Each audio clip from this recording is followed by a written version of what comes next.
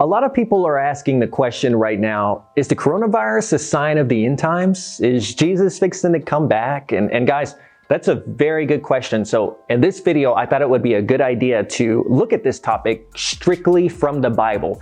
What does the Bible have to say about this? Let's check it out. So why are people saying that the coronavirus is a sign of the end? They're saying this because of this scripture right here in Matthew chapter 24, verse 7. It says, "For nation shall rise against nation, and kingdom against kingdom, and there will be famines and pestilences and earthquakes in various places." Notice that word, pestilences. So many people, they see pestilences here, and they believe that this is talking about the coronavirus. But hold up, I think that we're missing something really big here. So let me give you guys 7 reasons why this scripture is not talking about the coronavirus. The first reason is because this scripture is not talking about a time in our future, but it's already been fulfilled. Now, if you go back to verse 3, you'll see that this scripture, it's a response that Jesus gave the disciples when they asked him when the temple would be destroyed. And this happened, the temple was destroyed in the year 70 AD. So in the Gospels, Matthew, Mark, Luke, and John, they have something in them called parallels. And this is where the same story is told in each one of these books with maybe just a few little different details because each gospel is written based on how the writer recalls it. But it's about the same event that took place. It's just described a little differently. Now, a parallel for Matthew 24, the chapter we're in now, is in Mark 13. Jesus, he's leaving the temple and he tells the disciples that it's going to be thrown down. It's going to be destroyed. And look at what they ask him. They say, "Tell us, when will these things happen and what will be the sign that they are about to be fulfilled?" And the other parallel is in Luke 21. Same thing. Jesus says that the temple is going to be destroyed and they ask him, "Teacher, tell us, when will these things happen and what will be the sign that they are about to take place?" And he tells them there's going to be great earthquakes, famines, pestilences in various places. So even multiple Bible scholars, written by Bible scholars over hundreds of years, they say that this chapter in Matthew 24 is talking about the destruction of Jerusalem in 70 AD. All these pestilences and earthquakes and stuff did happen in the day of the disciples before the temple was destroyed. Reason number 2 is because, and I want you just to hear me out on this one, the coming of the Lord here and the end of the age already happened during 70 AD too. You see, some people, when reading this chapter, they do start at the beginning of the chapter, but when they read in verse 3, "When will the temple be destroyed and what will be the sign of your coming and the end of the age?" they think, oh, the coming and the end of the age, that's the second coming of Jesus at the end of the world. And this ain't happened yet, so all this stuff that Jesus says in response to this question is in our day.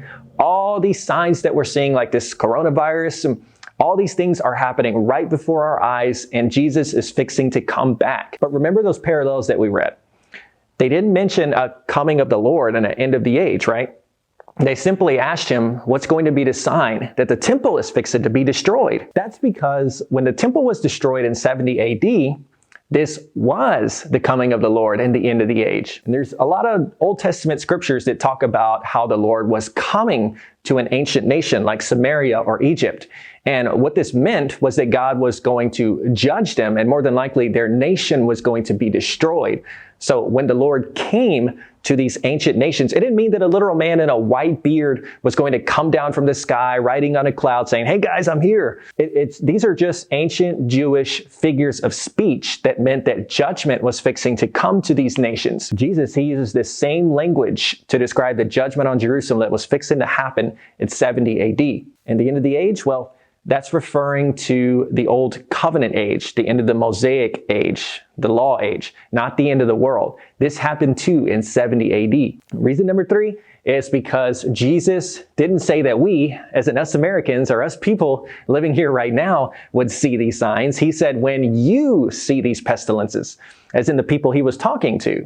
In other words, if I say, "Hey, you wouldn't think I was talking to people thousands of years in the future, right? Reason number 4 that the coronavirus is not the pestilence in Matthew 24 is because of verse 34 that says, "This generation will not pass until all these things have happened." Not that generation, thousands of years in the future.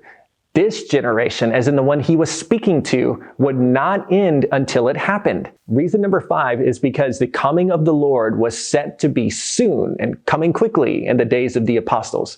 And the pestilences were said to happen before this coming, right? So it just doesn't make sense that Jesus would say he's coming soon, quickly, and then not show up for thousands of years. Reason number 6 is because everyone who experienced pandemics in the past, they believed that they also believed that Jesus was fixing to come, and they did the same thing that we're doing now. But again, when did Jesus say that these pestilences would happen? So it's just not good evidence to say that the virus that we're experiencing today, this is the sign that he's coming, when in the 1400s, 1500s, and 1600s, they all experienced pandemics and trials as well, and they said the same thing, and there was no rapture, there was no coming. So it's just not good evidence to say that this virus is a sign of the end times, or that it's a sign that Jesus is fixing to come soon. The last reason that the coronavirus is not a sign of the end times is because Jesus said, "In this life you will have tribulation and trials and trouble, but be of good cheer, for I have overcome the world." Now, I think that there comes a time where we need to stop looking at everything as a sign of the end. We need to just start looking at it as the trials of the world. No one is promised a life where they're going to see no pandemics, no suffering, no pain. So in a way, the coronavirus was talked about by Jesus in that way. When he said that things are going to happen, well, this is what he was describing. But we need to remember that Jesus went around healing the sick and bringing the kingdom to the earth and taking dominion over these dark powers. And he said, "Greater things you will do." So what we should be asking is, how are we going to take dominion over this thing? How are we going to bring the kingdom to the earth and be a blessing and help other people during this time of need? So instead of looking for a way out, we should be looking for a way to make this earth better for Jesus. So there you have it, guys. Let me know what y'all think. Let me know how you guys are handling this crisis right now. And as always, stay safe, stay smart, and stay blessed. I'll see you next time.